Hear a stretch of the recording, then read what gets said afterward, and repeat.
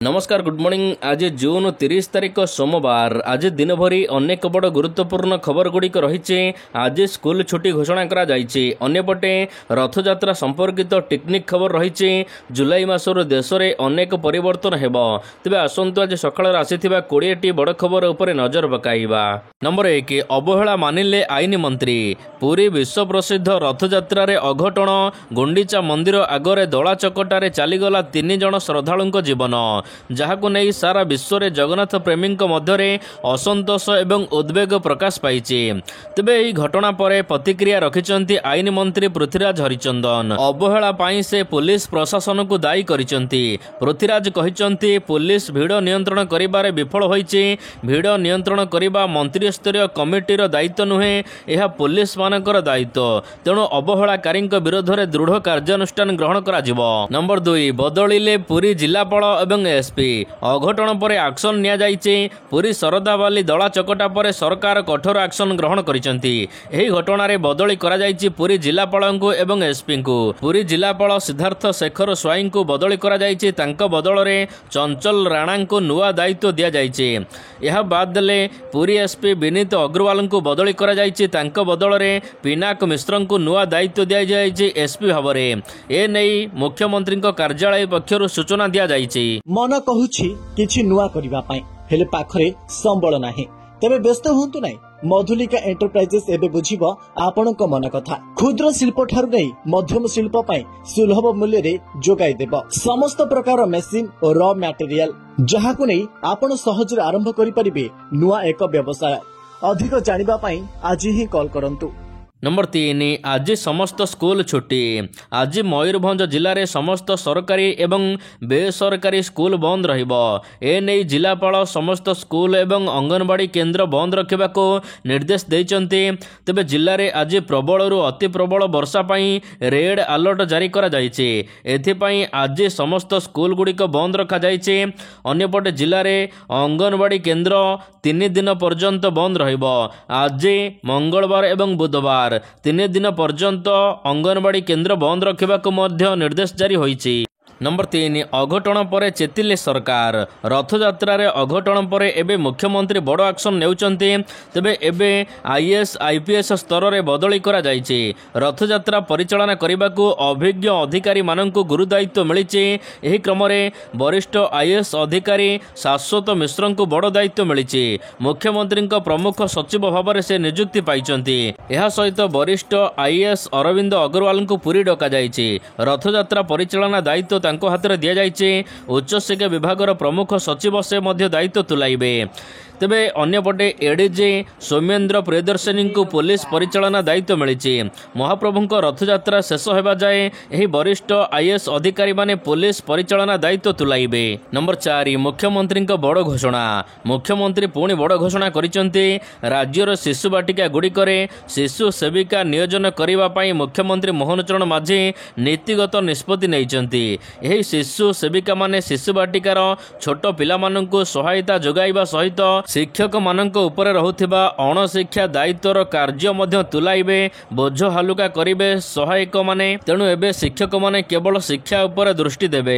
एहा द्वारा प्राक प्राथमिक श्रेणीर पिला मानकु गुणात्मक शिक्षा मिली पारिबो बोले मुख्यमंत्री आशा रखिचंती। नंबर 5, अघटन पई सरकार ही दायी। रथयात्रा रे अव्यवस्था को नहीं राज्य सरकार को कांग्रेस रो समालोचना। पीसीसी सभापति भक्तचरण दास राज्य सरकार को तीव्र समालोचना करिसंती। परिचालन रे अव्यवस्था अभियोग आनिचंती भक्तचरण दास। भक्तों प्रति अवहेला करा जाइछि। केवल पासधारी को सुविधा देउचंती सरकार। वीआईपी पासधारी को सुरक्षा गुरुत्व दिया जाउछि, हेले भक्तों को घोर अवहेला करा जाउछि। तबे एहा सहित अघटन को नहीं बर्षिचंती जयदेव जेना। सीधासळख राज्य सरकार को टार्गेट करिचंती। नंबर 6, मृतकों परिवार को 25 लाख टंका। पुरी शरधाबाली रे 3 जण भक्तों मृत्यु होगा पर सहायता राशि घोषणा करिसेंती मुख्यमंत्री मोहन चरण माझी। यही घटना रे मुख्यमंत्री मोहन चरण माझी अत्यंत दुख प्रकाश करने सहित जो माने मृत्युवरण करिसेंती सेमानक परिवार मानकु 25 लाख टंकार आर्थिक सहायता देवाको घोषणा करा जाइछि। एपरिक मुख्यमंत्री ए घटनार व्यक्तिगत भाव में तथा राज्य सरकार पक्षरु क्षमा प्रार्थना मध्य करिसेंती।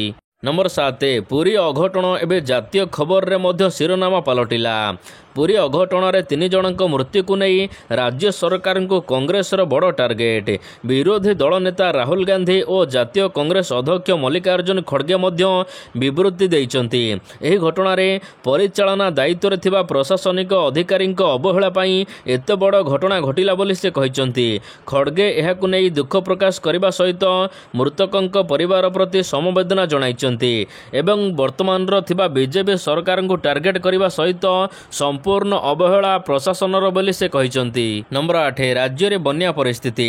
ओडिशा प्रत्येक वर्ष प्राकृतिक विपर्यय रे सामना करुची। एहारी मध्य रे पुणी थरे बन्या आसुची। राजस्व मंत्री सुरेश पुजारी कहिचंती। तबे मयूरभंज एवं बालेश्वर रे लगाण वर्षा होइथिबारु बुढ़ाबळंग एवं सुवर्णरेखा नदी विपद संकेत टपिची बोली मंत्री कहिचंती। जळका नदी रे मध्य प्रबल पानी बढ़ुची। मयूरभंज एवं बालेश्वर जिलापाल मानक सहित कथा होइचंती राजस्व मंत्री सुरेश पुजारी। बन्या पाई संपूर्ण सजग रहिबाकु कुहा जायछि। मयूरभंज जिलार रासगोविंदपुर ब्लॉक रो विभिन्न अंचल एबे जलबंदी होई पड़िछि। एहा सहित बारिपदा जलेश्वर मुख्य रास्ता शिलदा पुल उपरे 2 फुटर बन्या जल प्रवाहित हेउछि। नंबर 9 पुरी अघटन परे एबे गजपतिंक प्रतिक्रिया। पुरी शरधाबाली रे भक्त मृत्यु घटना। एही घटना परे गजपति एबे एहा उपरे विवृत्ति रखिचंती। तेबे एही घटना रे से संपूर्ण मर्माहत होछंती बोली कहिचंती एवं एही घटनार पुनरावृत्ति जेपरि न हुए एथिपई उपयुक्त पदक्षेप नेबाकू राज्य सरकार को निवेदन करिचंती। नंबर 10 आसुची लघुचाप 4 तारिख पर्यंत वर्षा। दक्षिण पश्चिम बांग्लादेश एवं एहार पार्श्ववर्ती पश्चिमबंग उपकूल रे सृष्टि होइछि एक लघुचाप, जहा द्वारा ओडिशा रे पुणी वर्षा संभावना रही। तेबे एही लघुचाप प्रभाव रे आसंता 4 तारिख पर्यंत राज्यर विभिन्न स्थान रे वर्षा संभावना रही। ए नै आंचलिक पाणीपाग केन्द्र पक्षर सतर्क सूचना जारी करा जायछि। तेबे आज मयूरभंज बालेश्वर भद्रक जिले में प्रबल वर्षा आकलन करा जायछि। एही जिला मानकु वर्षा पवन को नहीं सूचना एहा सहित रेड अलर्ट जारी करा जिबा सहित सतर्क रहिबाकू कुहा जायछि। नंबर 11 पुरी अघटन पर मुख्यमंत्री बासभवन रे बढ़िला सुरक्षा। विश्व प्रसिद्ध रथयात्रा रे गतकाली बड़ अघटन रे 3 जनकर मृत्यु होइछि। तेबे एहा परे मुख्यमंत्री मोहन चरण माझी बासभवन रे सुरक्षा व्यवस्था को कड़ाकड़ी करा जायछि। कौनसी अघटन न हेउ एथिपई सुरक्षा व्यवस्था कड़ाकड़ी करा जायछि।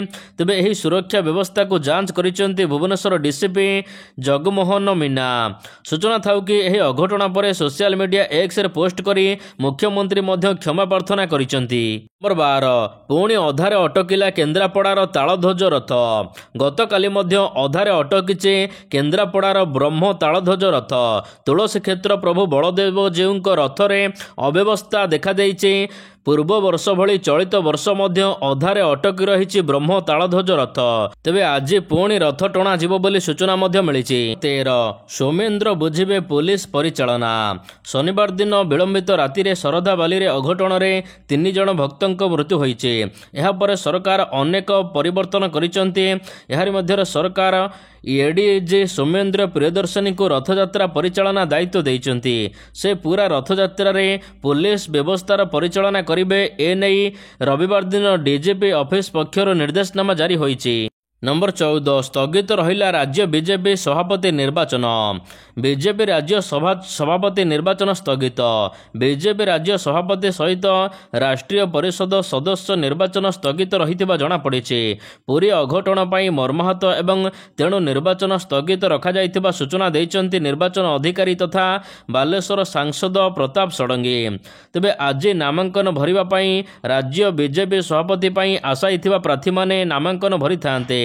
मंगलवार दिन राज्य बीजेपी सभापति घोषणा होई थांता।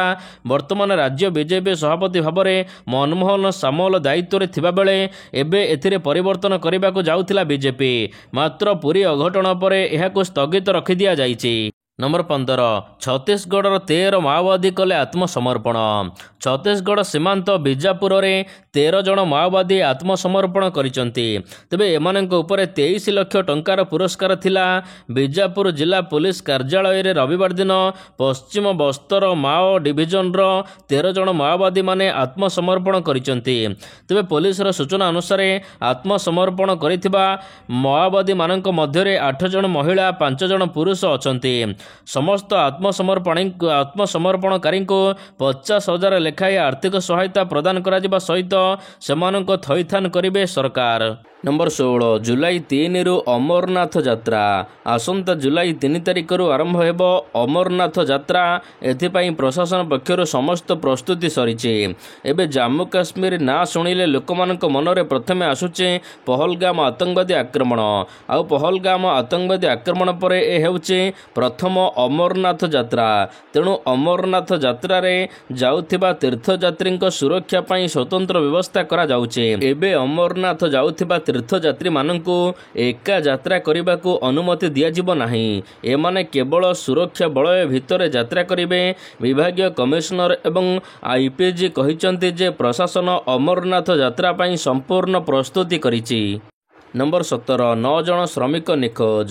ପାହାଡ଼ିଆ ରାଜ୍ୟରେ ଲଗାତାର ବର୍ଷା ଯୋଗୁଁ ଏବେ ବିନାଶ ଦେଖାଦେଇଛି। ପ୍ରଥମେ ହିମାଞ୍ଚଳରେ, ଏବେ ଉତ୍ତରାଖଣ୍ଡର ଉତ୍ତରାକାଶୀରେ ବର୍ଷା ପରେ ବିପର୍ଯ୍ୟୟ ପାଲଟିଛି। ଉତ୍ତରାକାଶୀର ବାରକୋଟ ଯମୁନେତ୍ରୀ ରାସ୍ତାରେ ବାଲିଗଡ଼ାରେ ବାଦଲ ଫଟା ବର୍ଷା ହୋଇଛି, ଯାହାଫଳରେ ବିପୁଳ କ୍ଷତି ହୋଇଛି। ପାଣିରେ ଦ୍ରୁତଗତିର ପ୍ରଭାବ ଯୋଗୁଁ ଏକ ନିର୍ମାଣାଧୀନ ହୋଟେଲ ସ୍ଥାନରେ କାମ କରୁଥିବା 8ରୁ 9 ଜଣ ଶ୍ରମିକ ନିଖୋଜ ହୋଇଯାଇଛନ୍ତି। ନମ୍ବର 18 ଜୁଲାଇ 1ରୁ ବଦଳିବ ଅନେକ ନିୟମ। ଜୁଲାଇ 1, 2025ରୁ ଦେଶରେ ଅନେକ ଗୁରୁତ୍ୱପୂର୍ଣ୍ଣ ନିୟମରେ ପରିବର୍ତ୍ତନ ହେବାକୁ ଯାଉଛି, ଯାହାର ସିଧାସଳଖ ପ୍ରଭାବ ସାଧାରଣ ଲୋକଙ୍କର ପକେଟ ଉପରେ ପଡ଼ିବ। ତେବେ ଜାଣନ୍ତୁ କ'ଣ ପରିବର୍ତ୍ତନ ହେବ। ପ୍ରଥମ ପରିବର୍ତ୍ତନ ହେଉଛି ତତ୍କାଳ ରେଳ ଟିକେଟ ବୁକିଂରେ ଆଧାର କାର୍ଡ ବାଧ୍ୟତାମୂଳକ। 1 ଜୁଲାଇ 2025ରୁ IRCTC ୱେବସାଇଟ୍ କିମ୍ବା ଆପ୍ରେ ତତ୍କାଳ ରେଳ ଟିକେଟ ବୁକିଂ କଲେ ଏଣିକି ଆଧାର କାର୍ଡ ବାଧ୍ୟତାମୂଳକ। ଅନ୍ୟପଟେ 15 ଜୁଲାଇରୁ ତତ୍କାଳ ରେଳ ଟିକେଟ ବୁକିଂ ପାଇଁ OTP ଯାଞ୍ଚ ମଧ୍ୟ ଆବଶ୍ୟକ ହେବ, ଯାହା ମୋବାଇଲରେ ପଠାଯିବ। ଦ୍ୱିତୀୟରେ କ୍ରେଡିଟ୍ କାର୍ଡ ନିୟମରେ ପରିବର୍ତ୍ତନ।